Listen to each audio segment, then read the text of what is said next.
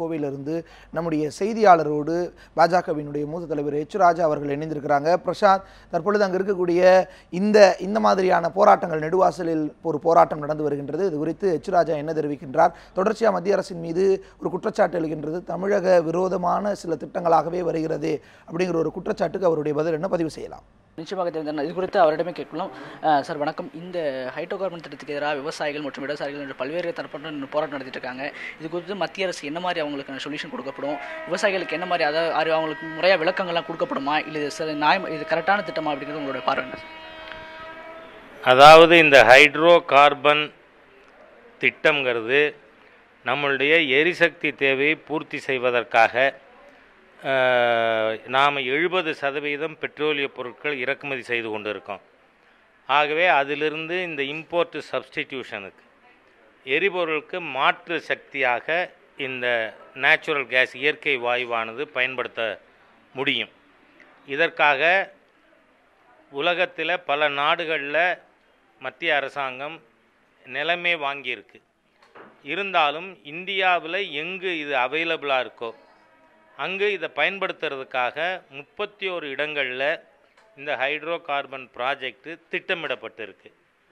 இதில் இதனால் என்ன பாதிப்பு வரும், இதில் பெட்ரோலியம் ஆயில் ஸ்பில் ஓவர்னால் என்ன பாதிப்பு, இல்லை இதனுடைய எமிஷன்ஸ்னால் என்ன பாதிப்பு என்பதை பார்த்து அதற்கான பாதுகாப்போடு தான் இது திட்டமிடப்பட்டு இருக்கிறது.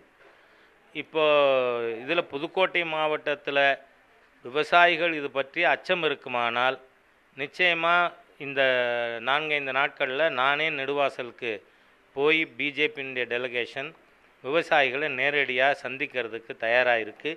அவர்களுடைய கவலைகள் என்ன என்பது பற்றி நாம் நிச்சயமாக கணக்கில் எடுத்துக்கொள்ளுவோம். ஆனால் இது ஏதோ தமிழ்நாட்டில் மட்டும்தான் இந்த மாதிரியாக ஒரு திட்டம் வருது, இதாகவே தமிழகத்துக்கு விரோதமானது என்று தமிழ் தேசிய பிரிவினை சக்திகள், நக்சலைட்டுகள் இதை விவசாயிகளை தூண்டிவிட்டு இதில் குளிர்காய நினைக்கிறார்கள். அதற்கு விவசாய பெருமக்கள் பலிகடா ஆகிவிட வேண்டாம் என்று கேட்டுக்கொள்கிறேன். ஏன்னா நானே ஒரு விவசாயி, இயற்கை விவசாயம் செய்து கொண்டிருப்பேன். இது பல விவசாயிகளுக்கு தெரியும்.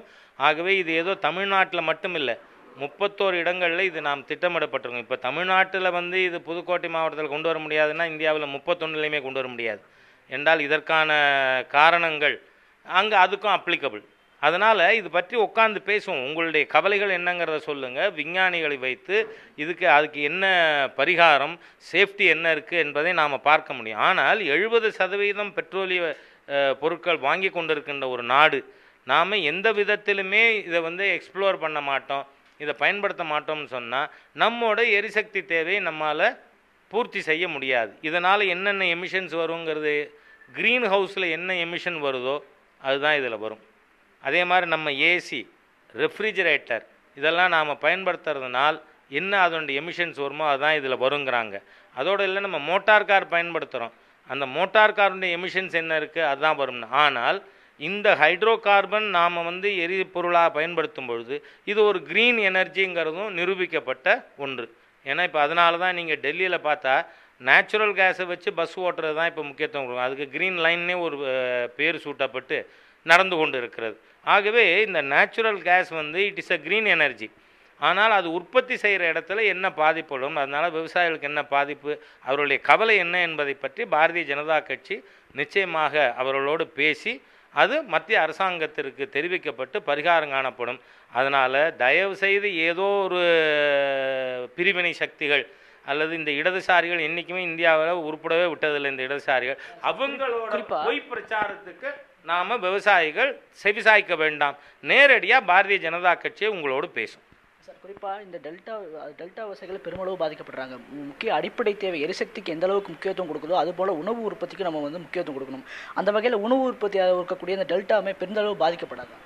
நீங்கள் பாருங்கள், இது டெல்டா அமைப்பில் இருக்கா, வேறு டெல்டா பகுதி இருக்கா, வேறு இடத்துல இருக்காங்கிறதுல எங்கே அவைலபிளோ, நீங்கள் இப்போ நேச்சுரல் கேஸோ பெட்ரோலோ எங்கே அது இருக்கோ அங்கே தானே நாம் எடுக்க முடியும். அதே மாதிரி இன்றைக்கி ஜார்க்கண்ட் மாநிலம் முழுவதும் கனிம வளங்கள் இருக்குது. இப்போ கனிம வளங்கள், இப்போ நிலக்கரி எடுத்தால் கூட சுற்றுச்சூழல் மாசுபடுது சொல்லலாம். அப்போ நிலக்கரி எடுக்கிறதே நாம் எல்லா நிலக்கரி சுரங்கள் மூட வேண்டி வருமா? இல்லை நிலக்கரியை நாம் எடுக்கிறதுல மாசுவை எவ்வளவு தூரம் கட்டுப்படுத்த முடியும் என்று பார்க்கிறதா? இதே மாதிரி தான் கூடங்குளம் ப்ராஜெக்ட்டுக்கு. இப்போ கூடங்குளம் ப்ராஜெக்ட் ஒர்க் பண்ணலைன்னா இன்றைக்கி கிட்டத்தட்ட 1000 மெகாவாட் தமிழ்நாட்டுக்கு பற்றாக்குறை வரும்.